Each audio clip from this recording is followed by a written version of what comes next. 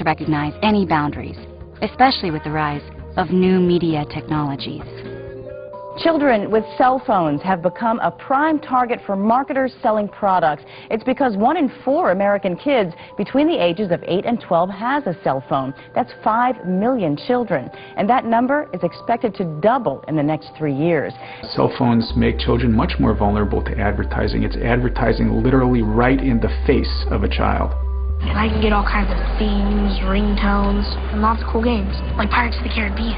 Disney and Nickelodeon now have downloadable content for cell phones. Watch videos, catch cast interviews, interact with a favorite Wildcat. Companies are using text messaging in order to reach kids. I mean, if your child has a cell phone and that cell phone has internet access, then your kid's being marketed to, in ways that you don't even know. So we have to stop thinking of marketing to children as just commercials. I mean, commercials are just so 20th century. Introducing Nicktropolis, a huge new world just waiting to be explored by you. With more than 40 million kids online daily and growing, perhaps no tool has become more important to marketers than the internet. And advertisers are making sure to hit kids where they gather, where tens of millions of elementary-age kids are coming together to chat, play games, and watch videos, all while being immersed in the brand. Welcome to Webkinz. At Webkinz, for example, millions of kids a day chat with each other, explore, and shop in a virtual world, a world open only to those who go to a designated store and buy a $15 stuffed animal imprinted with a secret code that allows kids to join and enter the Webkinz world, where they are encouraged to shop some more. One of the reasons marketers covet these sites is because of their proven ability to gather personal information from kids. The internet allows people to be micro-targeted. If you have the person's birthday, you could say, "Happy birthday, Billy. Have you seen the new Power Ranger watch?" It's very personal. If you set up 5 different accounts from 5 different geographic areas, on different genders, on different ages, with different preferences, you will see 5 different ads. You will see 5 different worlds. Now, as a child, you don't know that. As a child, you're competing with MBAs. You're competing with some of the smartest people out there. In the face of these developments, many critics of youth marketing have called on schools to develop media literacy curricula to help kids navigate commercial culture. The results have sometimes been less than encouraging. Now a word from our sponsor. That's how some schools are making extra money, literally selling themselves to advertisers. Everything from the band shell. That will be $125,000. To the lecture hall. $150,000. Can be named for a price at New Berlin schools. There's advertising on school walls, on school buses, and gymnasiums. There's donated scoreboards that have the Coca-Cola or the Pepsi logo on them. There are so many ways that commercialism has intruded into our classrooms. There's Coke and Pepsi and Cadbury Schweppes in the schools, which are helping to generate an epidemic of childhood obesity among our kids across the country. There's school book covers. There are sponsored educational materials. There's a company called Field Trip Factory, which takes kids to places like Petco and to Sports Authority and calls that education. The Chicago kindergartners are on a school field trip, but the animals they're going to see aren't in the zoo. We want to welcome you to Petco. Across the country, a growing number of schools are taking America's classrooms to America's malls. There's a new company called Bus Radio, which is trying to compel 1 million kids to listen to 8 minutes of advertisements per hour as they ride the school bus. Busradio.com. We'll choose a name at random, and if you're the winner, we'll give a pair of tickets to your bus driver, too. You guys can hang out together, maybe share a large Coke. Email us as soon as you get home. There's Channel 1, which compels about 7 million children to watch ads in schools each school day. Today on Channel 1. The purpose of schools, in part, is to promote reason.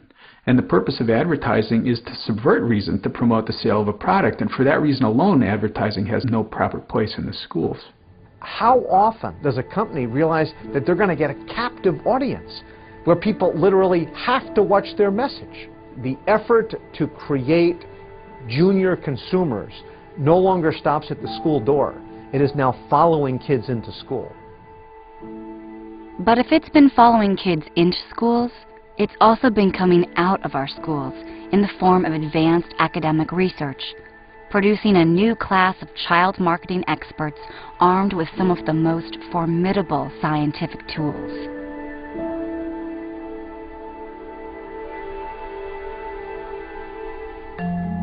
Psychologists and anthropologists and sociologists and behavioral scientists are used by marketers to really shape and cement children's brand preferences. They want to be part of the fabric of children's lives. 12 years ago, there were no youth conferences where you looked at more effective ways to market to kids. Now, there are probably 15 a year, different conferences on tweens, teenagers, the Latino community, how to reach youth with your product, your program, your packages, your characters, your advertising campaign, how to reach them more effectively, how to get more of their dollars, which is marketing, and you can't blame people for that. But is it balanced with more conversations, more discussions of what's good for kids, how can we move our society forward in a healthier way? No. Child psychologists and other psychologists are now absolutely integrated within the marketing field, and their techniques are so widespread that in fact it's probably pretty hard to come up with parts of the marketing effort that don't have anything to do with psychology. You're a psychologist, you do research, you know the difference between a 3-year-old and a 5-year-old. And you know how to reach a 3-year-old, and you know that you have to play the ad much more slowly and use round figures instead of angles, because children like round figures at that age. And you know that 5-year-olds have a whole different set of concerns, so we can fine-tune the marketing to communicate better with children. One means of fine-tuning is the tried and true method of the focus group. It's quiet, it's controlled, there's usually a one-way mirror, so we can see behavioral cues. It's how they look, it's the look in their eyes, especially with kids who don't have that sense yet of self-monitoring.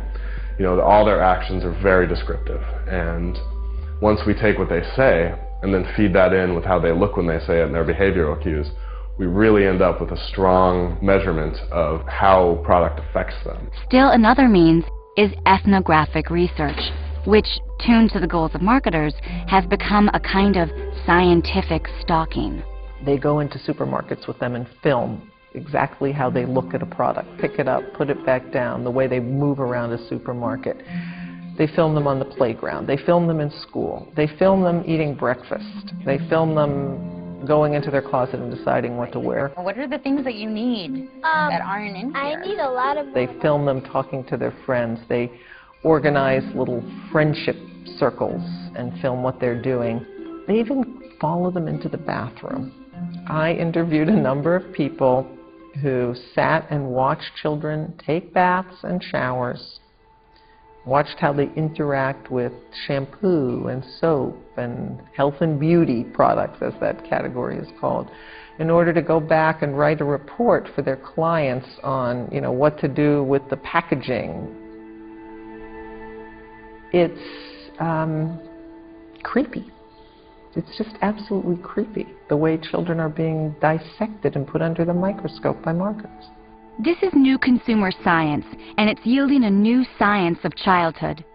And perhaps nowhere else have the different elements of this science merged so seamlessly as in the Girls' Intelligence Agency. Not the CIA, it's the Girls' Intelligence Agency, which, for all the cloak and dagger, is actually a marketing firm. The Girls' Intelligence Agency claims to have tens, if not hundreds of thousands of girls across the country that it is in contact with and working with.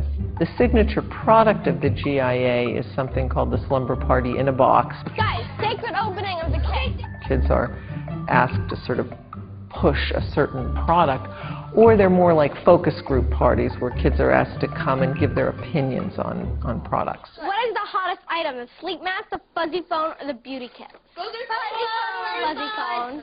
They ask them to be sly. They ask them to get information on their friends without their friends knowing about it. It's teaching children to exploit their friends for the purpose of getting money or free products. What happened at your home the other day, marketing, or was it a party? It's kind of both. It was a party for us, but it was marketing for the company. And is that cool with you?